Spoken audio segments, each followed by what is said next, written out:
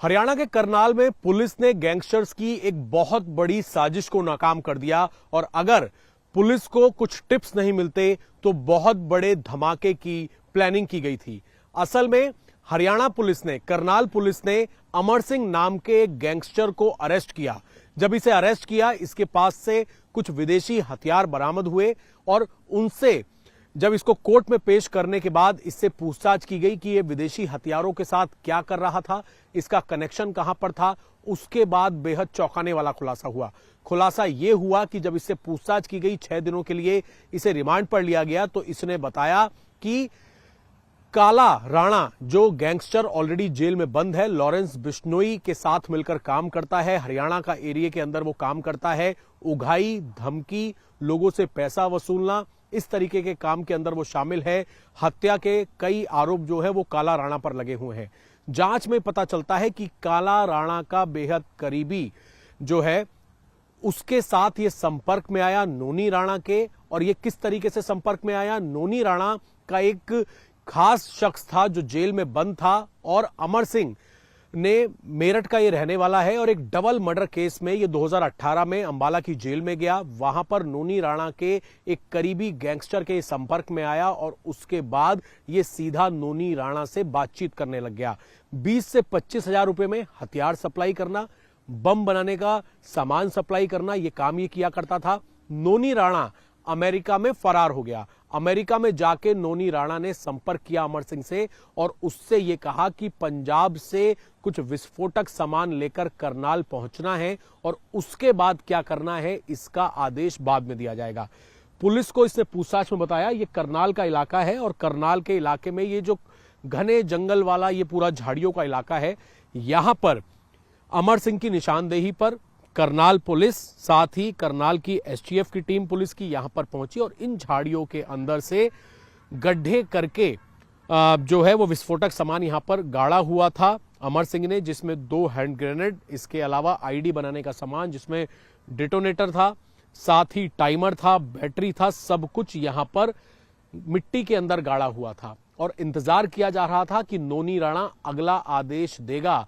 कहां पर ब्लास्ट करना था, क्या इनकी साजिश थी, उस निर्देश का इंतजार कर रहा था अमर सिंह। इसीलिए विस्फोटक सामान को करनाल के इन जंगलों के अंदर, गड्ढों के अंदर उसने गाड़ दिया था। लेकिन उसी दौरान नोनी राणा, क्योंकि लगातार वांटेड चल रहा था, उसको अमेरिका में जो इंटरपोल की तरफ से एक रेड कॉर्नर नोटिस जारी किया गया था, उसके बाद अमेरिका के बॉर्डर से नोनी राणा को अमेरिका में ही गिरफ्तार कर लिया गया। उसको भारत लाने की कोशिश की जा रही है।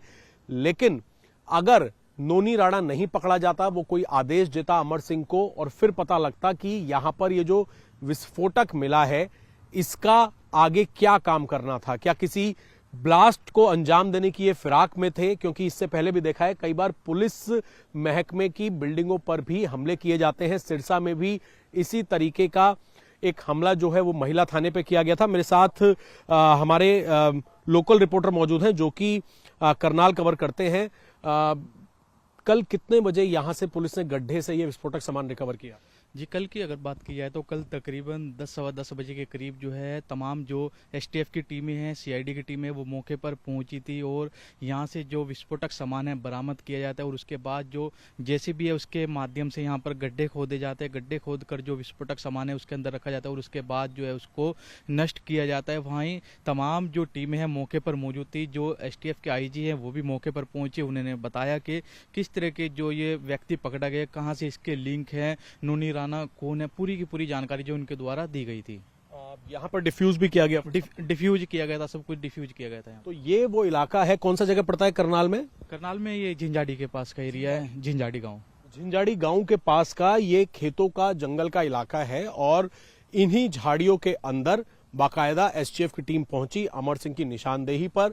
यहां पर जेसीबी के जरिए बड़े बड़े गड्ढे खोदे गए जिसमें विस्फोटक सामान दबाकर रखा हुआ था अमर सिंह ने और वो नोनी राणा के निर्देश का इंतजार कर रहा था। लेकिन उससे पहले नोनी राणा को अमेरिका में पकड़ लिया गया। वो लॉरेंस बिश्नोई और साथ ही काला राणा के साथ मिलकर एक पूरा रैकेट चलाता है जिसमें व्यवसायियों से फिरौती ली जाती है, करोड़ों रुपए लिए जाते हैं, आर्म्स खरीदे जाते हैं। और जानकारी ये भी मिलती है कि कई बार पाकिस्तान के जरिए ड्रोन से पंजाब के अंदर हथियार और विस्फोटक सामान मंगाया जाता है और फिर अलग अलग जगहों पर गैंगस्टर्स और शूटर्स तक ये सारा सामान सप्लाई किया जाता है।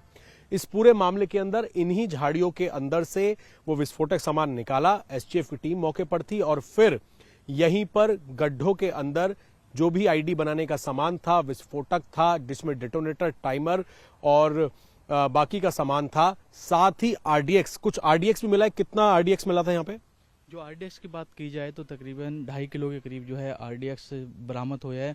वहीं जो आईजी है काफ़ी कुछ जानकारी और भी दी गई थी कि इसके कई गैंग जो है उनसे अंबाला में जो इसकी मुलाकात होती है वहां से कहीं ना कहीं इसको 20 से 25 हज़ार जो है इस तरह के काम के लिए दिए जाते थे, जिसको लेकर कहीं ना कहीं काफ़ी कुछ और कहीं खुलासे अभी करने बाकी है। वहीं 6 दिन के रिमांड पर जो है अभी इसको लिया गया है। 6 दिन के रिमांड पर लिया गया है। इससे पूछताछ लगातार करनी बाकी है जिसमें और खुलासे हो सकते हैं। लेकिन ये पता लगा कि अंबाला की जब ये जेल में गया तो वहां पर ये नोनी राणा के गैंग के मेंबर्स के साथ जेल में संपर्क आया और उसके बाद नोनी राणा अमेरिका में जब फरार चल रहा था वहां से इसको ऑर्डर देता था और उसी ऑर्डर पर पंजाब से ये अपने साथ तकरीबन 2.5 किलो आरडीएक्स, आप अंदाजा लगाइए कि कितनी बड़ी प्लानिंग इन लोगों की हो सकती है। गैंगस्टर्स हैं और ये लोग आरडीएक्स का क्या कर रहे हैं, आईडी क्यों बना रहे हैं, ये तमाम ऐसे सवाल हैं जिनका जवाब फिलहाल कस्टडी में लेकर एसटीएफ इससे पूछताछ कर रही है।